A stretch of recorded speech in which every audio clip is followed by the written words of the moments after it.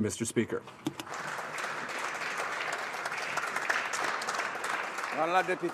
The honourable member for Avignon-Lamitis-Matane-Matapédia will have 5 minutes for questions and comments when the House resumes debate on this motion. Now, statements by members. The honourable member for Mirabel. Mr. Speaker, it took only a few weeks to find $10 billion for GM, but the Bombardier file has been frozen for over a year. The Conservative government did nothing, but the Liberals are even worse. They're doing everything to make things worse. With a weak dollar and the businesses flatlining, only the votes of the founding family is protecting Bombardier from foreign purchase and dismantlement. But now the government wants to lock things up and threatens to keep the business in Quebec. Who are they asking for advice to assess this issue? The American bank, Morgan Stanley, as if Wall Street was going to recommend keeping Bombardier under Quebec control. Mr. Speaker, I accuse the minister of issuing political orders that risk killing Bombardier. I accuse the government of listening to Wall Street rather than Quebec. Charles Wood, St. James, Assiniboia, Headingley. Thank you, Mr. Speaker. I rise today in the House to recognize the efforts of Verna and Len Van Roon in preserving the history of the Charleswood community. Over the years, they educated many of my constituents, and indeed myself, on the lives of Charleswood's war heroes. They created a book celebrating the community's history and played an instrumental role in the founding and running of the Charleswood Historical Society Museum. In 2009, the community honored their dedication with a plaque. Verna is no longer with us, but Len and her son carry on the Van Roon family's important work. They remain tireless champions of Charleswood, committed to improving the community's quality of life. Mr. Speaker, our past guides our future. To affirm that Canadians' local history is a part of our shared national history and to recognize the Van Roon family's ongoing contribution, I would ask members to please join me in offering the Van Roons our sincere thanks. The honourable member for Beauport-Limoilou. Mr. Speaker, today I would like to highlight the remarkable work done by the Volunteer Community Centre, ED 23, serving the people of my riding of Beauport-Limoilou for 40 years. The 160 volunteers of this organization help the community in many ways and in many fields. Their humanitarian mission is to offer services to people in vulnerable situations and to offer support in their fight against social exclusion. Mr. Speaker, the Centre is truly a frontline worker in my riding's community. In fact, it is the recipient of many awards and has a privileged relationship with Quebec City on all issues related to volunteerism. There are many examples of the hard work that the volunteers do there, such as the Meals on Wheels program that delivers 5,000 meals per year to those who have difficulty cooking for themselves. I welcome their involvement and work, and I recognize their dedication. They are a model for organizations of their kind across the country. Thank you, Mr. Speaker. The honourable member for Sudbury. Mr. Speaker, on March 9th, Sudbury lost one of its pioneers, Ted Silva, and it's a privilege. Sudbury's iconic Big Nickel, a 9-meter replica of a Canadian 5-cent piece, stands today as one of the most photographed landmarks in Canada. It was in 1963 that Ted, then a 28-year-old firefighter, first conceived the idea of developing a tourism center built around a giant 5-cent piece, a replica mine, and a learning center to help the public discover the science behind mining. A model of resourcefulness, he bought the land, raised the funds, designed and undertook the construction of the park, all on his own initiative. Minted and sold mail-order coins to raise money and built the Big Nickel 3 feet outside city limits because the city refused him a building permit. Ted Silva was a community builder, visionary, a loving husband, father and grandfather. He was 81 years old. On behalf of all Sudburyans and Canadians, thank you, Ted. Honourable member for the Snuffy, Mississippi, Churchill River. Mr. Speaker, I would like to take this opportunity to commend the work of the Committee for Future Generations who succeeded in keeping nuclear waste out of all communities of northern Saskatchewan. In united voice with First Nations and Métis community leaders, the message was clear.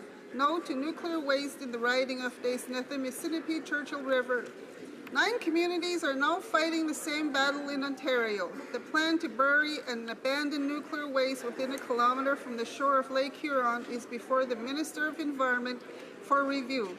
In the spirit of stewardship, there is a mandate to consult with First Nations of Ontario on the proposed plan to store nuclear waste in their region. We hope that this mandate will be honored. I would like to thank my colleague, the member for Windsor West, for his work on this file and express my full solidarity with those who are committed to keeping nuclear waste out of their communities. The honourable member for Scarborough Centre. Mr. Speaker, I would like to recognize two outstanding businesses in my riding of Scarborough Centre that have shown real leadership in welcoming Syrian refugees to Canada. David Andrews of 3D Exteriors has already hired 11 Syrian refugees for his landscaping company, and with spring finally here, he is ready to hire more. Also, grocery store Marsh Adonis and manager Hani Towell has hired nearly 30 refugees. Some are stocking shelves or working in the bakery making pitas, while those with strong English skills are working as cashiers. The managers have been impressed at how hard working these newcomers are, and the refugees have told me they are grateful for the chance to provide for their families and appreciate having the flexibility to schedule shifts around their language classes. Mr. Speaker, I applaud 3D Exteriors and Marsh Adonis, and I encourage more businesses to follow their lead. Thank you. Member for Langley Aldergrove. Thank you, Mr. Speaker. Volunteers are the heartbeat of our communities. They give their time and energy to make the world a better place. Beautiful Langley would not be what it is without the tireless work of volunteers who care for the environment. This Saturday, we'll be celebrating Earth Day with the 5th annual Clean Up Langley Day. Businesses, community groups, families, and friends will come together to pitch in and clean up. Thank you to all the volunteers who will be working hard to keep Langley beautiful. In Langley, we also want to make sure that our environmental heroes don't go unnoticed. Over the past 10 years, over 100 Langley residents and organizations have been recognized for their contributions. For the winners, a heritage apple tree is planted and a bronze plaque will be planted in their honor. So, if you're a Langley resident, Langley City, Langley Township, and you see youth or organizations or a resident doing good work for the environment, please go to my website and nominate this year's Langley Environmental Hero. Thank you. The honourable member for Burlington. Merci. Thank you. I'd like to take this opportunity to recognize Ms. Lorraine Hamilton, a constituent in my riding of Burlington, who yesterday received the Ordre de la Préade, which recognizes and celebrates individuals who have made remarkable contributions to Francophone culture and French language in their communities and beyond. Lorraine is a proud Canadian who values our French and English traditions and shares her passion for knowledge and learning with others. Through her work at the Boreal College in Hamilton, Lorraine encourages and supports new Canadians in fulfilling their dreams by embracing our 2 official languages and begin their new lives in Canada fully equipped. I'd like to personally congratulate Lorraine on her efforts and this very special recognition. Bravo, Lorraine. Etobicoke Centre. Mr. Speaker, Nadia Savchenko, Ukraine's first female fighter pilot, was captured and kidnapped out of Ukraine during Russia's military invasion.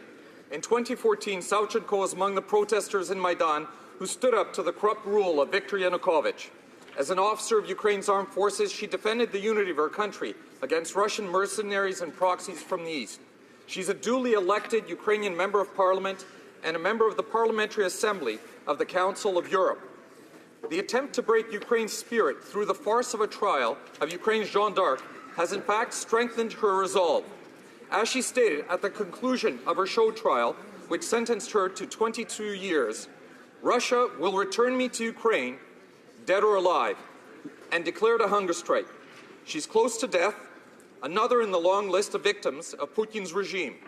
I call on our parliament to show our support for Nadia and demand of Putin that she be returned to her beloved Ukraine. Nadyu, Slava Ukraini, Heroyam Slava.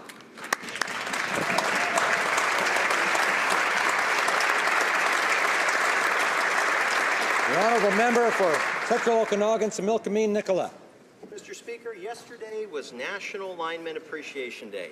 And before I ask the House to join me in thanking linemen for the dangerous work that they do, I must tell you about a cat named Kitty from Princeton, British Columbia. Kitty was just your everyday, normal feline house cat who just so happened to find herself trapped upon a 60-foot utility pole carrying some 130,000 plus volts of power.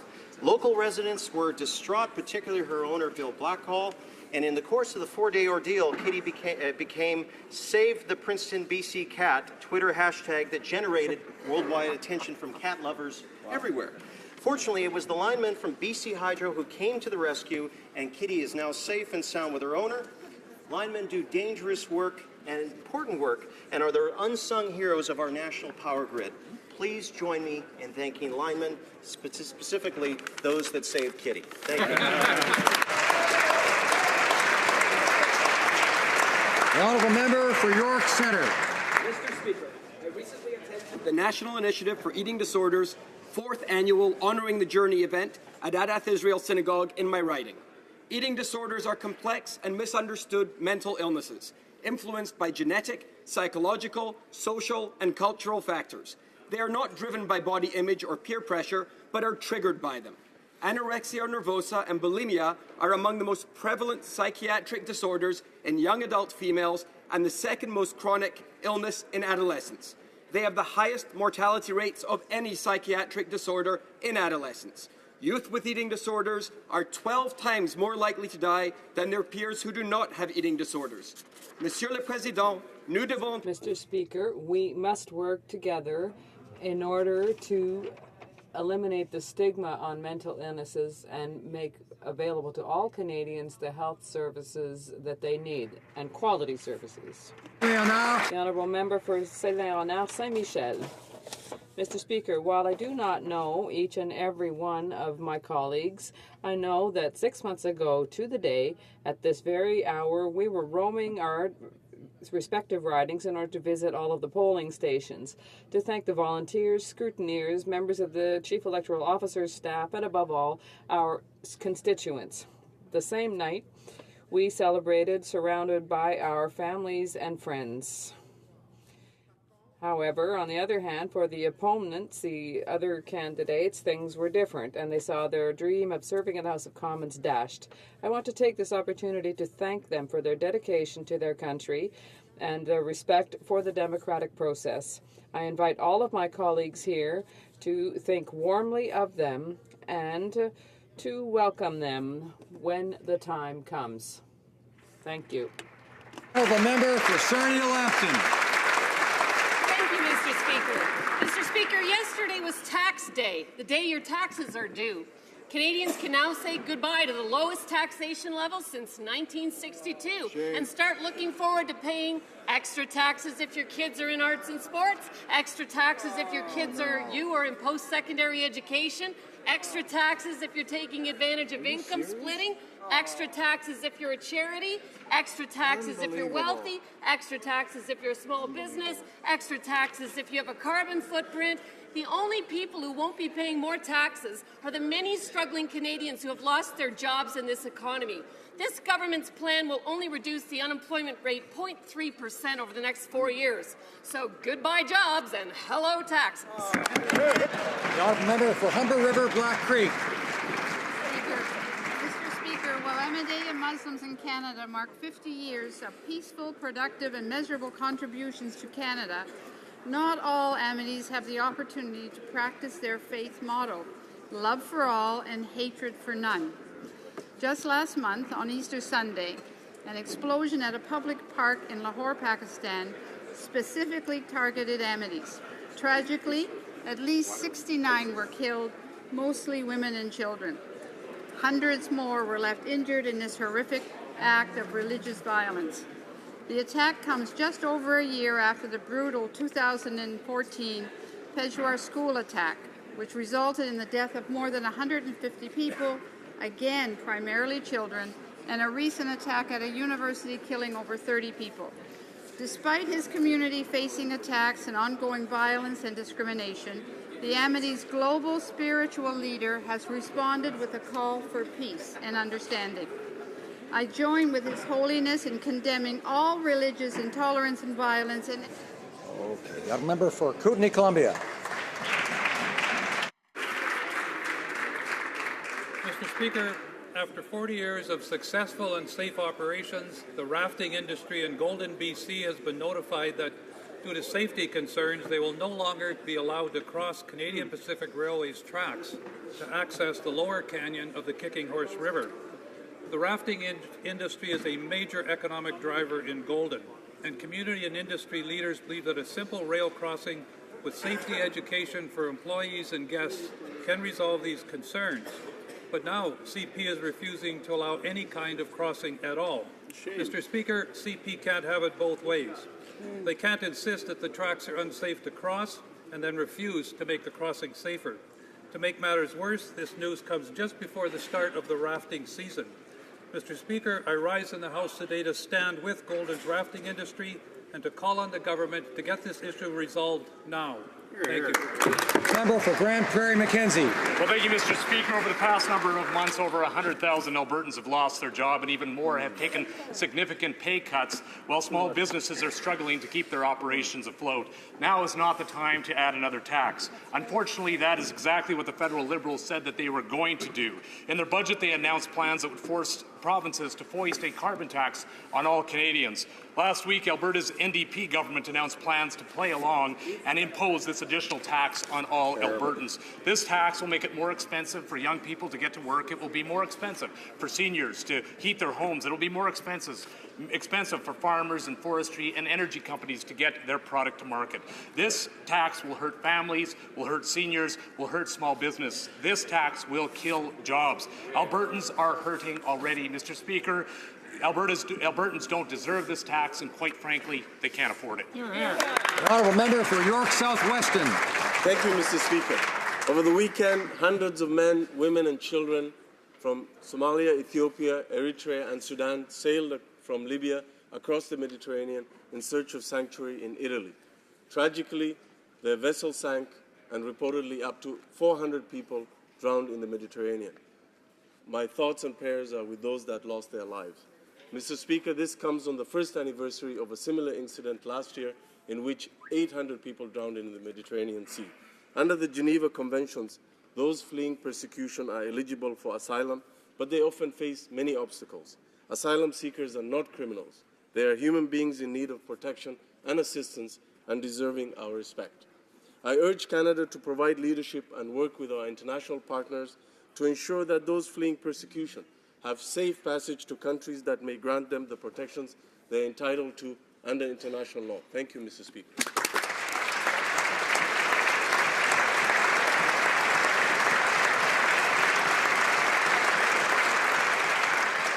Questions orales, oral questions. The Honourable Leader of the Opposition.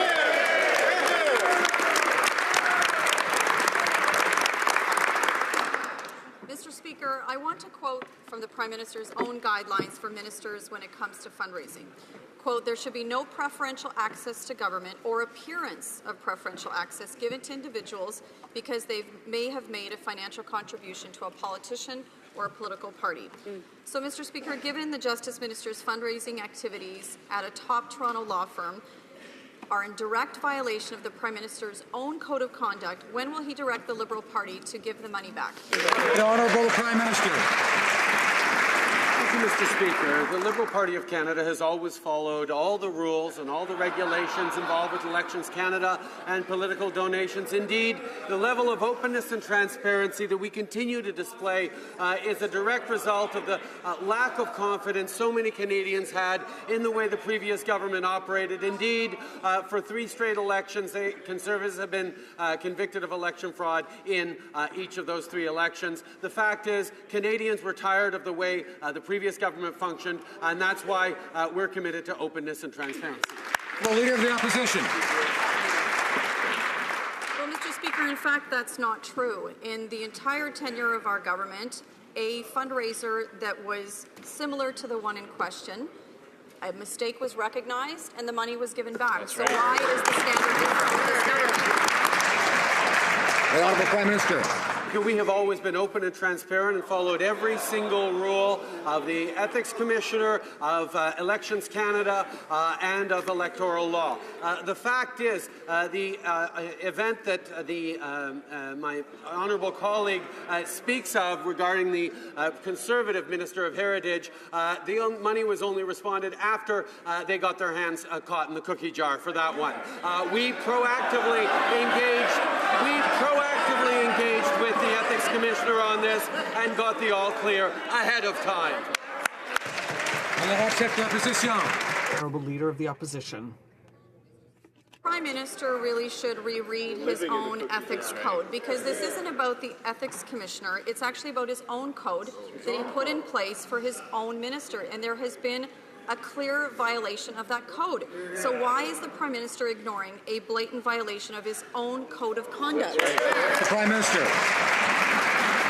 Mr. Speaker, after 10 years of convictions for electoral fraud, after regularly dismaying the public with their partisanship and patronage, Canadians needed a change, and that is why we demonstrated a level of openness and transparency, always following the rules, and indeed making available all the documents that the opposition is so blithely recounting now. We have demonstrated a level of confidence in Canadians, but that for 10 years was lacking from the previous government.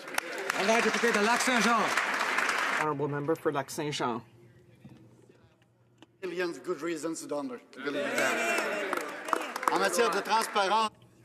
Let's talk about transparency.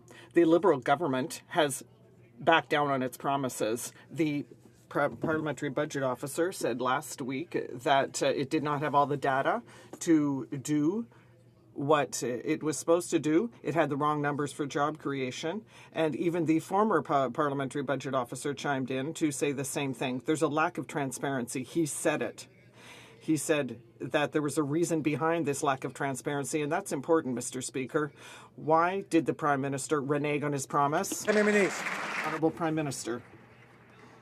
Mr. Speaker, contrary to the previous government, we are always open to speaking with and working with the Parliamentary Budget Officer to show that we are seeking to do much more and to be much more transparent than the previous government.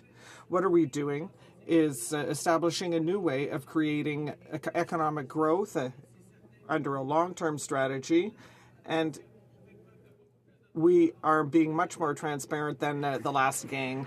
The Honourable Member for Lac-Saint-Jean. That's not what the Parliamentary Budget Officer says, Mr. Speaker. In fact, Mr. Speaker, we had put in Bill C-377 for union transparency. We think that the Canadians who pay union fees have the right to know how their money is being spent by union bosses. For us, that was a question of empowerment and of transparency. Why does the Prime Minister want to prevent union workers from knowing how their hard-earned money is being spent? The Honourable Prime Minister. Mr. Speaker, I find it very odd to hear this party talking to us about transparency after having been for 10 years the most secretive and obfuscatory government that we have ever seen.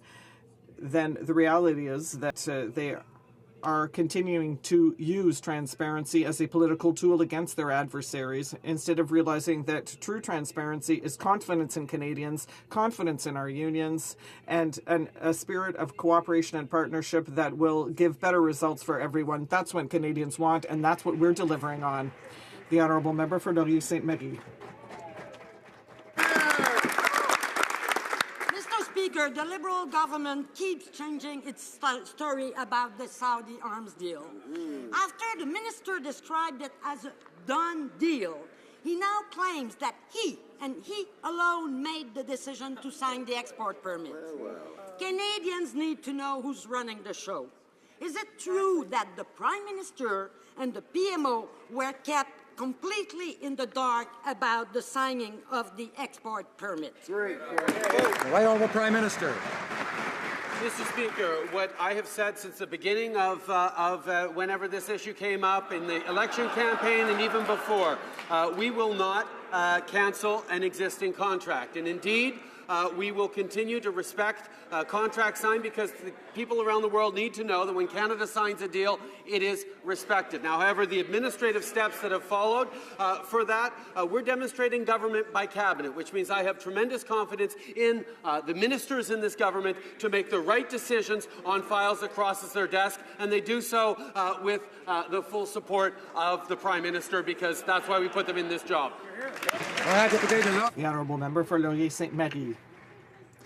Mr. Speaker, it would be nice if the government followed its own rules first and foremost. The Minister of Global Affairs has been telling Canadians for weeks that cancelling the Saudi Arabia arms deal would incur penalties. But now he's not so sure anymore.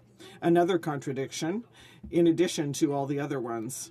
We're a long way from openness and transparency, Mr. Speaker. Canadians have the right to know, will the Prime Minister stop doing these political contortions and make the sales contract public? The Honourable Prime Minister. I've been saying the same thing for much longer than 6 months about this contract. We're not going to cancel a contract that's already been signed. People need to recognize that Canada's word is solid on international deals. And in fact, that is something that the member for Outremont and the member for London Fanshawe have said very clearly, that signed contracts are not canceled. Now, obviously, we have concerns about the lack of respect for human rights in the world, and that is why we are going to be open and transparent in our future deals, because Canadians demand it, and we're going to deliver on that. The fact is, it wasn't signed. It was their decision. It was their responsibility, Mr. Speaker. Canada is on track to completely miss the greenhouse gas emissions targets that are even less ambitious than those under the Conservatives. The Prime Minister has lots of empty rhetoric, but actually the targets are the same. And the accord is about to be signed, and they still don't have a plan. Will the Prime Minister finally present his plan, his action plan, or will his trip to New York just be another one of his beloved photo ops? Right Honourable Prime Minister. I'd like to thank the member for his question, and I'd like to commend him for the quality of his French. What we know is that Canada must achieve responsible targets with regard to climate change, and that is going to be done by working with our provincial partners. For too long, the Canadian government under the Conservatives does not speak to provinces, does not work with the provinces, and that is why together we have put in place a plan and targets with the provinces to achieve the reductions necessary to save the planet. The fact is, when asked when things would actually get better with respect to climate change and greenhouse gas emissions, the Minister couldn't even offer an answer. The Prime Minister went to Paris with no targets, no plan to get there, and no accountability to keep his government honest. Then the Prime Minister met with the premiers and came away with no targets, no plan, and no accountability. And now the Prime Minister is jetting off to New York City with no plan, no targets, and no accountability. So exactly how are these Liberals all that different than the Chrétien Liberals who failed us so miserably? Right Honourable Prime Minister. Mr. Speaker, I thank the honourable member for his hard work and his devotion to the environment. It's one that we share. We know that Canada needs to do more on the environment. That is why we have demonstrated every step of the way that we understand that building a strong economy goes hand in hand with protecting the environment. That's the leadership we showed at Paris. That's the leadership we continue to show on the world stage. And that's the hard work we're doing with our provincial partners, with municipalities, to make sure that Canada once again has a well-earned reputation as a leader on the environmental file right across the world. Red Deer Lacombe. So, Mr. Speaker, today, in an effort to cover her tracks, the Trade Minister said her trade meetings in Los Angeles were booked before her HBO interview. But her original HBO appearance was supposed to be on October 30th. Mr. Speaker, that was before she was even sworn in as minister. This meeting was then postponed until November 20th. So on what day did her staff start booking the LA meetings for? Is she saying that they started even before she was the minister? The Minister of International Trade. Mr. Speaker, once again the Conservatives are trying to concoct a story where there is none.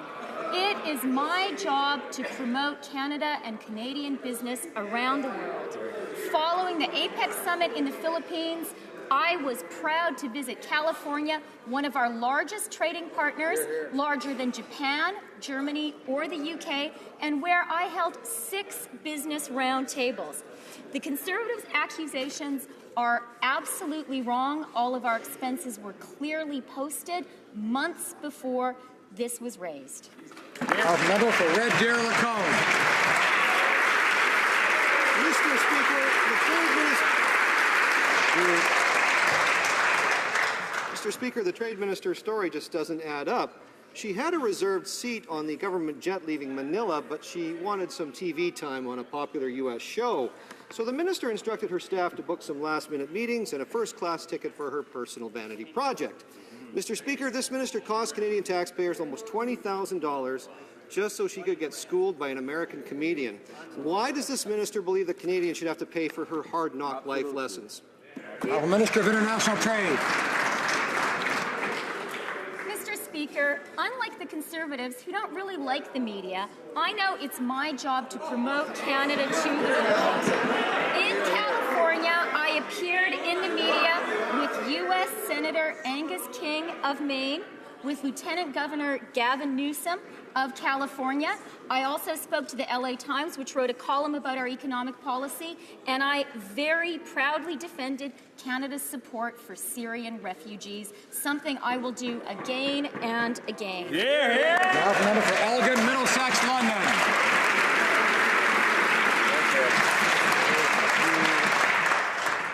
Mr. Speaker, the fact is the Minister of International Trade spent $20,000 on an all-inclusive vanity trip to Hollywood. And to cover up this junket in Los Angeles, she instructed her department to create a few meetings so that hopefully nobody would notice. Does the minister really think Canadians believe she just happened to be in LA on business when HBO called? Or does she think concocting last-minute meetings, everything okay? The Honourable Minister of International Trade. Speaker, I've already answered that question, but since the members opposite are so interested in my promotion of Canada and California, let me talk about some of the meetings I held. I met with U.S. Senator Angus King of Maine. I met with the Lieutenant Governor of California, Gavin Newsom. I met with Jen Haney, who's the Senior VP and GM of City National Bank, recently acquired by RBC. I met with Greg Foster, the CEO of IMAX, a great Canada company active in California. I met with Creative BC and Trade and Invest BC. I met with John Chang, the Treasurer of California. I met with Jeff Gorel, the Deputy Mayor of Los Angeles. There's more, but I've run out of time.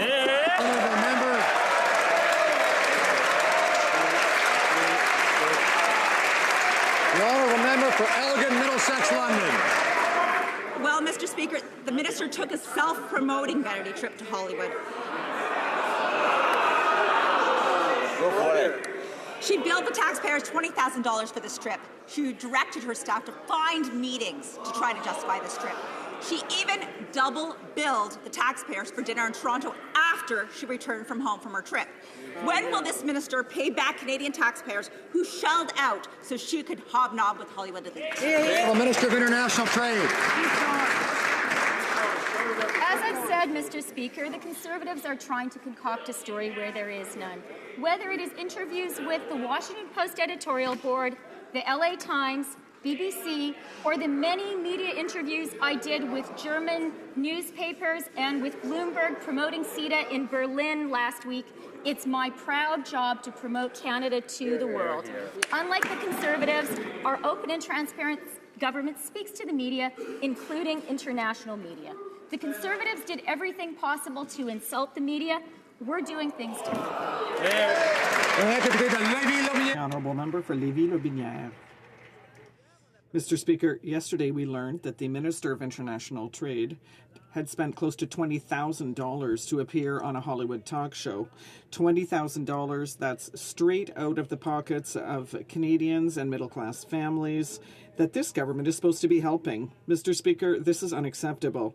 When we look at her preparations for this trip, It is clear that the main reason she was going was for the interview with HBO. Will the minister at least acknowledge this fact?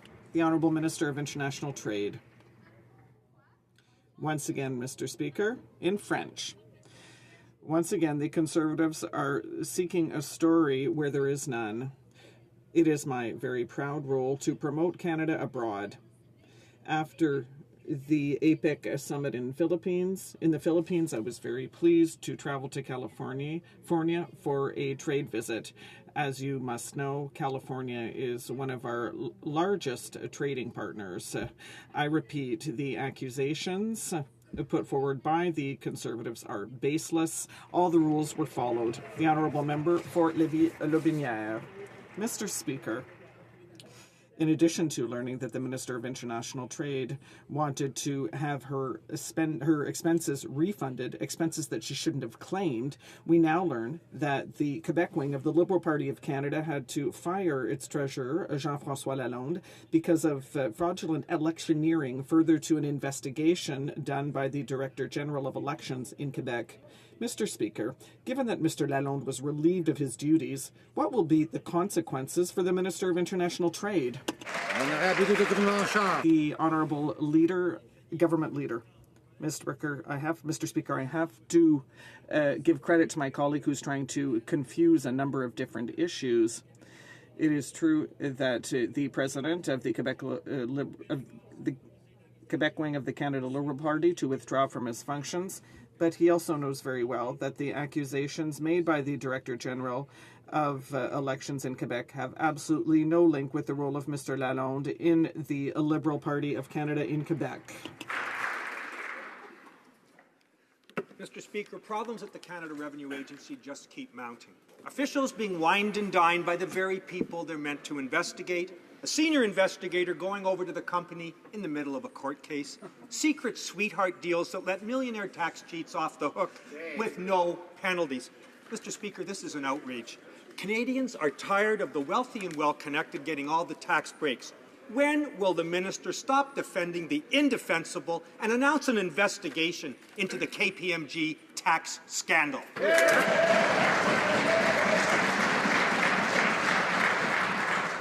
The Honourable Minister of National Revenue. Mr. Speaker, the 2016 budget that we have introduced is an unprecedented historic budget, $444 million.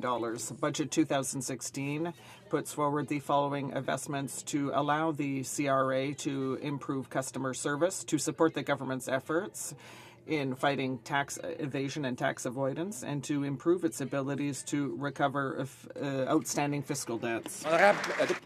The Honourable Member for Sherbrooke. Mr. Speaker, the Minister should put down her talking points for a few minutes and use her common sense. She continues to defend the indefensible. We're not talking just about accountants who are participating in activities of their professional order. We're talking about senior officials who are participating in secret meetings at the Rideau Club. What does she not understand in the concept of appearance of conflict of interest?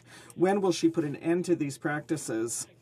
No more on secret meetings, once and for all. Ministre, Revenu National. Honourable Member for National Revenue. The Honourable Minister for National Revenue, rather. Mr. Speaker, my colleague would rather doubt the professionalism of public servants. He should listen to his colleague from Jonquière who said, I am proud of our public servants. I am proud of the services they deliver, and I am proud of their professionalism. Mr. Speaker, I am very proud of the professionalism of the employees of National Revenue and of CRA. Each invitation they receive must be analyzed in order to avoid any appearance of conflict of interest. Mr. Speaker, once again, Liberals' lack of planning has resulted in Syrian refugees being exploited by crooked immigration consultants. These consultants are charging Syrian refugees thousands of dollars, selling them false hope of coming to Canada. Mr. Speaker, the previous Conservative government cracked down on crooked consultants. When are the Liberals going to close the door on those who are taking advantage of the most vulnerable? Thank you.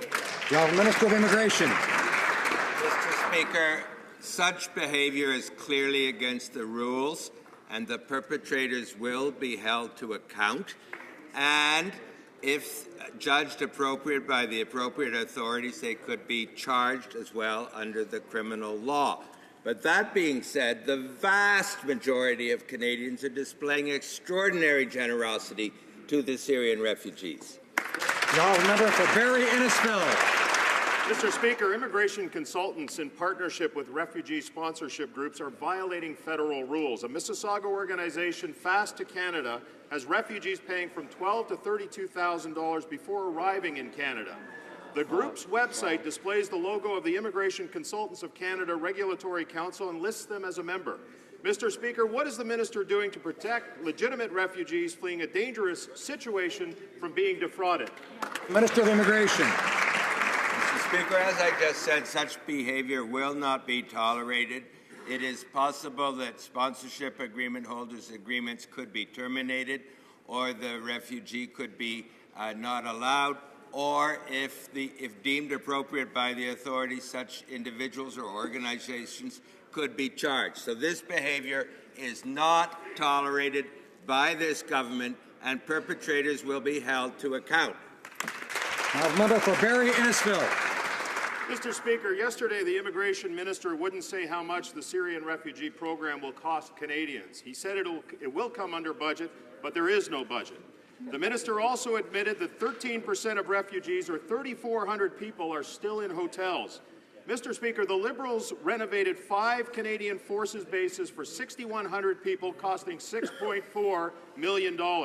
Why did the Liberals blow millions displacing troops over Christmas to house refugees with no intent on using them? The Honourable Minister of Immigration. Talk about a glass half empty or half full, Mr. Speaker. I had said yesterday that 87% of the refugees have now found permanent housing. That is a very large number, and we should be pleased with it. And the remaining 13% will find permanent housing very soon. And my colleague beside me, the Minister of Defence, confirms there is nothing truthful in his comments about defence. Deputy de Richmond-Arthabaska. Honourable Member for Richmond-Arthabaska. Mr. Speaker, we learned this morning that immigration consultants are charging fees to Syrian refugees of over $32,000 to come to Canada. Mr. Speaker, when a program is rushed into too hastily, often there are flaws, and we can see the result. Can the Minister of Immigration reassure us that no one is being exploited right now by immigration consultants when they try to come to Canada? The Honourable Minister of Immigration. Yes, Mr. Speaker, I can definitely reassure the members in this House that this behavior is not tolerated at all, and those who are guilty will be punished. That is the law. It is deemed appropriate by the authorities or by other resources, but we will not tolerate this behavior in Canada. Ms. Nippy, Churchill River. Mr. Speaker, the process of reconciliation is a long one. Residential school survivors open deep wounds to share their stories and place their trust in other parties to hold up their end of the deal. Our collective healing depends upon it. We can't let a legal mistake by government lawyers jeopardize justice for survivors. The parliamentary secretary was not clear yesterday, so I ask again, will the government ensure full payment for the victims of residential schools? The Honourable Minister of Indigenous and Northern Affairs. Thank you, Mr. Speaker, and thank the member from Destiny, Ms. Nippy, Churchill River, for her very important question. We believe that all parties to the settlement agreement have a critical role in reconciliation. We believe that the Catholic Church has to honor its obligation. This is no time to get out on a technicality. We expect that the Catholic people, coast to coast in this country, expect their church to honor this obligation and get on with the reconciliation, and they, I'm sure, will help in this endeavour. The Honourable Member for Abitibi Bay James Nunavik EU. Mr. Speaker, For the victims, the obligations that were imposed on the Catholic Church were part of the process for justice and healing. But now, because of an error on the part of the government, the Church can escape its obligations. We can't abandon yet again the survivors and the communities that are still dealing with the painful consequences of the residential school experience. Can the government finally commit today to ensuring that the victims will receive the compensation promised? Merci, Monsieur le... Thank you, Mr. Speaker. And for the member for Abitibi James Nunavik EU, I thank him for his question. I hope that all parties to the agreement will move ahead with a new relationship that we want between Indigenous people and Canada. There is no legal recourse. It is up to the two peoples to do the right thing. Straitsville. Mr. Speaker, the leak of the Panama Papers has highlighted the need for collective action to crack down on people and companies who are trying to get out of paying their fair share of taxes. At last week's G20 finance ministers' meetings, the world's major economies took a united public stand on tax dodging and sent a strong warning to other countries who aren't meeting their international commitments. As Canada's representative at the G20 finance ministers, can our Minister of Finance tell us how he is contributing to international efforts and the measures here at home? Honourable Minister of Finance. Mr. Speaker, I'd like to thank my colleague from Mississauga Straitsville for his question and to assure him that we were a strong voice at the G20 around cracking down on tax avoidance and tax evasion. We committed that we will move forward on the common reporting standards and work towards those standards internationally. We committed that we will follow through on base erosion and profit-shifting deliverables. We're committed to combating any sort of tax evasion in Canada and abroad. The Leader of the Opposition. Well, Mr. Speaker, today on the budget, the Prime Minister's commitment to transparency has gone from a principle to a buzzword. The current parliamentary budget officer has said when you don't see the details, usually somebody is trying to hide something. And today he confirmed two more things. First, the Liberal budget doesn't add up. And second, good news, Conservatives did leave a surplus.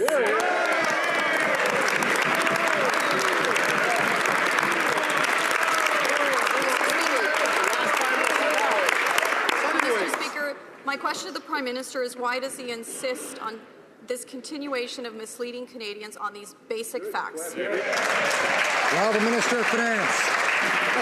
Mr. Speaker, as I've had the opportunity to say to this House before, in the last month of the year, revenues go down, expenses go up. The Conservatives left us with a deficit, as we will see.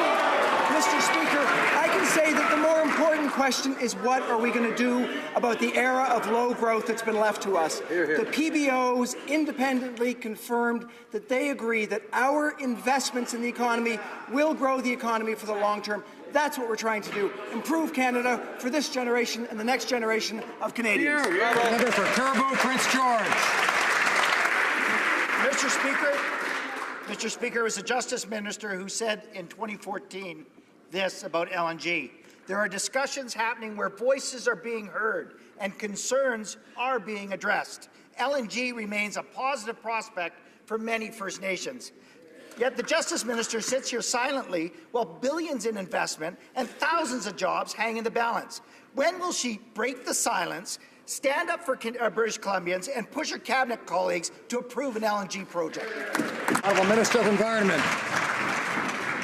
Thank you, Mr. Speaker. There's no point in pushing me because we make environmental decisions based on evidence, facts, and science. We also do it engaging with Indigenous people in consultation with Canadians. We are committed to getting resources to market, but they must be done in a sustainable way, and that's what we will do. Honourable Member for Caribou, Prince George. Well, the facts are billions in investment and thousands of jobs hang in the balance, Mr. Speaker. The president of Vancouver Port Authority had to say this in response to the calls from the member of Steveston-Richmond about shutting down the port operations. We are a federal manager of the lands in the port and clearly designated as the environmental permitting agency. We're a regulatory agency, not a political body. When will the Liberals stop colluding with third-party environmental groups and approve the LNG project, which will create thousands of well-paying, high-quality jobs? Chair of Environment. Thank you, Mr. Speaker. Once again, I will confirm that we will make decisions based on facts, science, and evidence in discussion with consultation with communities that are affected and Indigenous peoples. That is the way that you get resources to market in the 21st century. Unfortunately, the previous government did not understand this, and they were not able to get our resources to market. That is what we are going to do. That is a responsible thing to do. Now, member for Prince George, Peace River, Northern Rockies. Thank you, Mr. Speaker. Just last week, 2 more First Nations signed agreements with TransCanada for the Pacific Northwest LNG pipeline. This adds to a growing list of First Nations who have signed on to the project, including Doig, Halfway, Blueberry River First Nations, Yikuche, Gitano, and Kitsalis, Lake Babine, Metlakatla, and Nisga'a Lissams Nations. When will the Cabinet approve Pacific Northwest LNG? Honourable Minister of Environment. Thank you, Mr. Speaker. We make decisions based on science, facts, and evidence, and in consultation. We have engaged with Indigenous peoples, and now we are reviewing the project. There are concerns with respect to the salmon. I'm sure that the member opposite would also be concerned if there were environmental effects in the salmon. We are working with the proponent. We are working with the government and with BC. We are engaging in consultation with Indigenous leaders, and we will make a decision when we are ready to make a decision. Member for Saskatoon West. Thank you, Mr. Speaker. When strikes and lockouts drag on, families and communities suffer. Anti-scab legislation would lead to fewer and shorter labour disputes. This is a simple change that any progressive, pro-worker government would support. Yet the Liberal parliamentary secretary actually said he would vote against the NDP bill. This is a simple but important first step to modernising our labour code. It is good for workers. It is good for our economy. Will the minister stand up for Canadian workers and support the anti-scab bill? Minister of Employment and Labour. Thank you, Mr. Speaker. I'm glad to report to the House that 95% of all CBAs in federally regulated sector reached without a work stoppage. 215 out of 227 agreements. This is a process that works. This is a process that will continue to work. Thank you. Honourable Member for Jonquière. Well, the Minister of National Revenue's answer shows that they don't understand in this government the difference between managers and officials, because I think the government needs to understand a lot of things better. Last week, I introduced my first bill on anti-scab legislation. We need workers to be able to collectively bargain. The government says it's progressive. Well, will it support workers and support this anti-scab legislation? Thank you, Mr. Speaker. What I can tell the House is that this side respects both unions and businesses and their ability to come to a deal together. They both are going to be at the table working hard for their collective responsibilities, and overall, 95% of all agreements are settled at the table if it's fair and balanced, and that's exactly what we're doing by our Bill C4. Thank you, Mr. Speaker. Member for Selkirk, Interlake Eastman. Mr. Speaker, the Prime Minister is making defence cuts to create a leaner military and is delaying major procurement projects until after the next election. He plans on replacing Canada's combat capabilities with peace operations. He said he wants to implement the recommendations from the 2011 Transformation Report that would reduce the size of our military. The Liberals have already locked in their ideological direction for the Canadian Armed Forces. So why should Canadians expect their views to actually be heard in the Liberal Defence Review? Honourable Minister of National Defence. Mr. Speaker, our government is committed to the Canadian Armed Forces. And with our open and transparent defense brief that we're launching, I welcome the member from holding his consultations with Canadians and experts all around. And I look forward to actually hearing his comments personally as well. And I want to reiterate again to the member that our government is absolutely committed to the Canadian Armed Forces, those men and women who actually serve us. Thank you. Member for Selkirk, Interlake, Eastman. Mr. Speaker, last week I had the opportunity to speak at the 9th Annual Kiev Security Forum. All speakers share concerns over Russia's continued aggressive military actions. Just last week in the Baltic Sea, Russian fighter jets buzzed a U.S. warship and barrel-rolled over an American Air Force plane. Clearly, Russia is willing to flex their military muscle. So will the Liberals take the Russian threat seriously in the defense review, or do they think talking to Putin is the appropriate defense posture? The Minister of National Defense. Mr. Speaker, Canada is committed to working with our multilateral organizations, especially NATO. I read the intelligence report on that. Our troops actually working with NATO at the moment. I got to visit our troops in Poland and also their troops that are in the Ukraine. They're doing wonderful work, and we're looking at potentially looking at other ways that we can support NATO and opposing Russian aggression. Thank you, Mr. Speaker. The honourable member for Charlebourg-Haute-Saint-Charles. Mr. Speaker, the Jean Chrétien Liberals took the same approach as this new government when it comes to the defense budget. The defense troops, the military needs new equipment and more funding. Can the minister assure us that the decisions have been made and that the committee's recommendations will be taken into account? Mr. Speaker, I can assure the member that, as I stated earlier, our government is committed to making sure that our men and women have the right capability. We are having the defense review, but we're also on a separate track moving diligently along to making sure that we replace our CF-18s and our ships for the Navy. And we're working on a lot of other projects. However, the defense review allows all Canadians to participate in looking at where our Canadian forces need to go. Thank you, Mr. Speaker. The honourable member for Thérèse de Blainville.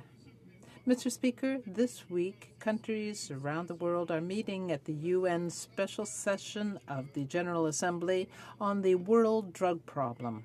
The government made a commitment that its policy on drugs, including support for harm reduction, will be evidence-based. Can the Minister of Health update the House on Canada's participation in the meeting? The Honourable Minister of Health. Tomorrow, I will have the opportunity to speak at the special session of the UN on this issue. Canada has supported harm reduction in our new policy. We feel that we will need legislation. We want to have more care available to deal with emergency situations. I want to thank the honourable member for his interest. Mr. Speaker, by international standards, Canada has fewer doctors specializing in palliative care than countries such as the U.S. or Australia.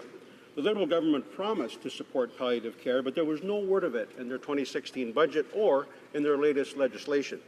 How can the Liberal government, in good conscience, open up physician-assisted suicide when palliative care is not available to the large majority of Canadians who need it? Thank you. Minister of Health. Mr. Speaker, I would agree with my honourable colleague that Canadians do not have access to high-quality palliative care in a manner that is acceptable. Some records suggest that only 15% to 30% of Canadians have access to such services. Our government is determined to work with the provinces and territories to increase access to palliative care. I will be working with my colleagues, the Ministers of Health across the country, to invest in home care, to invest in palliative care, to make sure people have the care they need at the end of their lives. Honourable member for Esquimalt-Saanich-Sooke. 10 years ago, the NDP passed a motion calling on the government to establish a compensation fund for fallen firefighters. Liberals re-promised this fund during the election, yet the Prime Minister spoke to the firefighters yesterday and failed to act on the Public Safety Officer Compensation Fund. Firefighters are deeply disappointed. When will the Liberals honour this promise and set up this long overdue fund? How much longer will firefighters have to wait for a fund that will protect their families should they make the ultimate sacrifice while protecting the rest of us? Minister of Public Safety.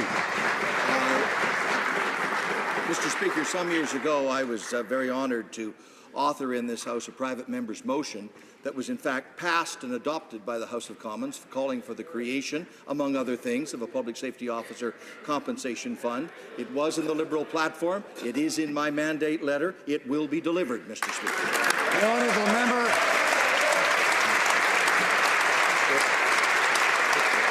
The honourable member for Niagara Centre. Mr. Speaker, the honourable member for St. Catharines and I had the privilege to announce the first foreign trade zone in Ontario last week in our home community of Niagara Centre. This FTZ will provide companies that import and export any part of their supply and companies looking to sell their products to markets around the world with incentives to trade in Ontario and specifically the Niagara region. Could the Minister of Innovation, Science and Technology and Economic Development explain to the House what else the Government of Canada is doing to help small and medium-sized business keep costs down while opening new markets around the world? Economic Development.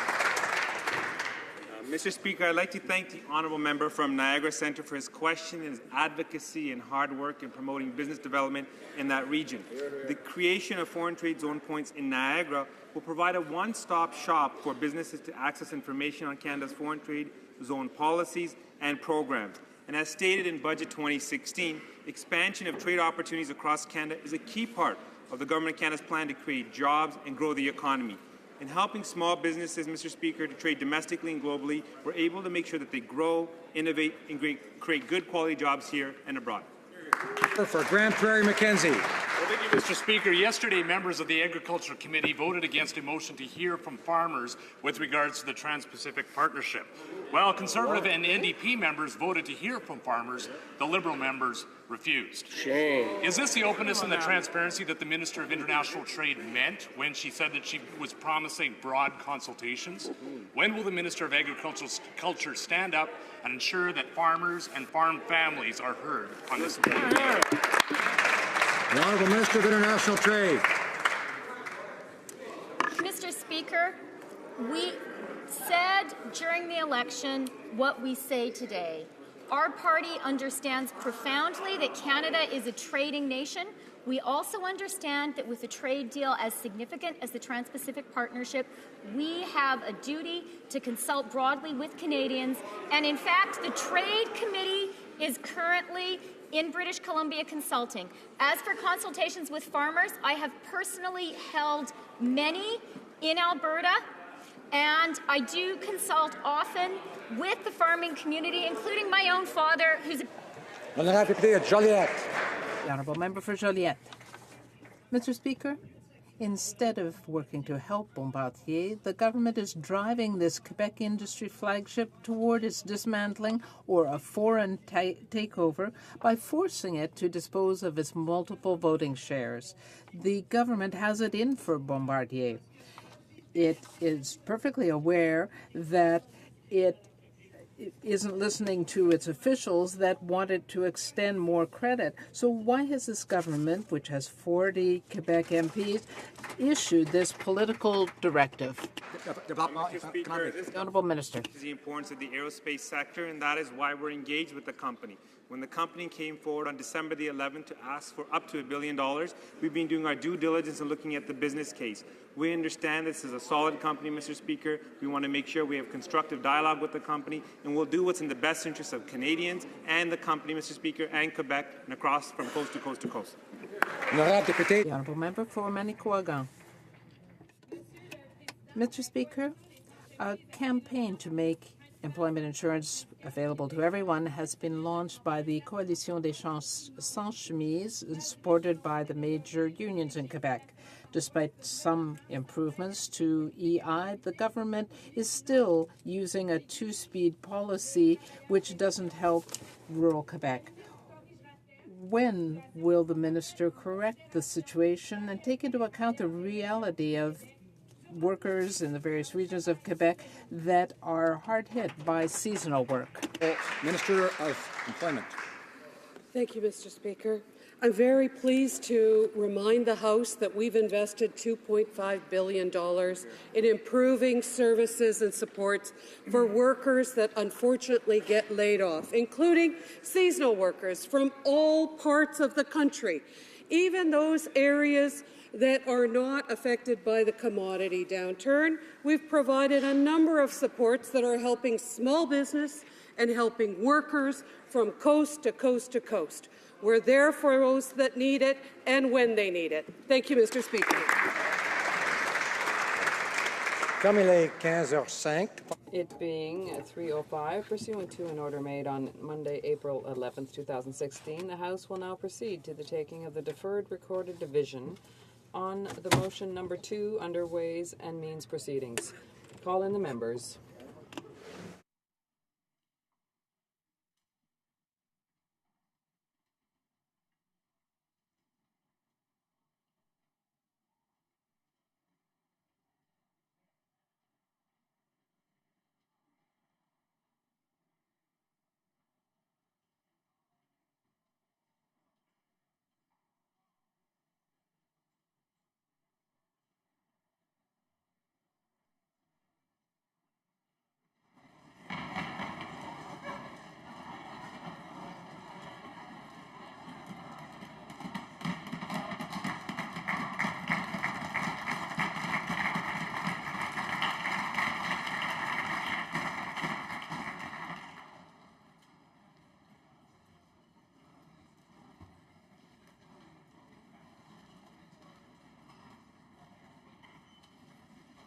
La question est la... The question is the following one.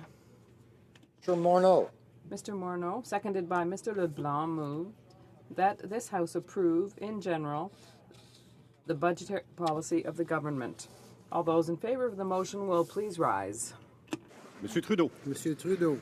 Mr. Hare. Mr. Hare. Ms. Qualtrough. Ms. Qualtrough. Mr. Sajjan. Mr. Sajjan. Mr. McCallum. Mr. McCallum. Mrs. Philpott. Mrs. Philpott. Mr. Goodale. Mr. Goodale. Madame Joly. Madame Joly. Monsieur Dion. Monsieur Dion. Ms. Wilson-Raybould. Ms. Wilson-Raybould. Monsieur Leblanc. Monsieur Leblanc. Ms. Foote. Ms. Foote. Mr. Morneau. Mr. Morneau. Mr. Bryson. Mr. Bryson. Ms. Mahaichuk. Ms. Mahaichuk. Mr. Macaulay-Cardigan. Mr. Macaulay-Cardigan. Madame Leboutillier. Madame Leboutillier. Madame Bibeau. Madame Bibeau. Ms. McKenna. Ms. McKenna. Mr. Baines. Mr. Baines. Ms. Freeland. Ms. Freeland. Ms. Bennett. Ms. Bennett. Ms. Fry. Ms. Fry. Mr. Nault. Mr. Nault. Monsieur Paradis. Monsieur Paradis. Mr. Easter. Mr. Easter. Ms. Groh. Ms. Groh. Mr. Bagman. Mr. Bagman. Mr. Casey Cumberland Colchester. Mr. Casey Cumberland Colchester. Mr. McGinty. Mr. McGinty. Mr. Scarpaleggia. Mr. Scarpaleggia. Picard.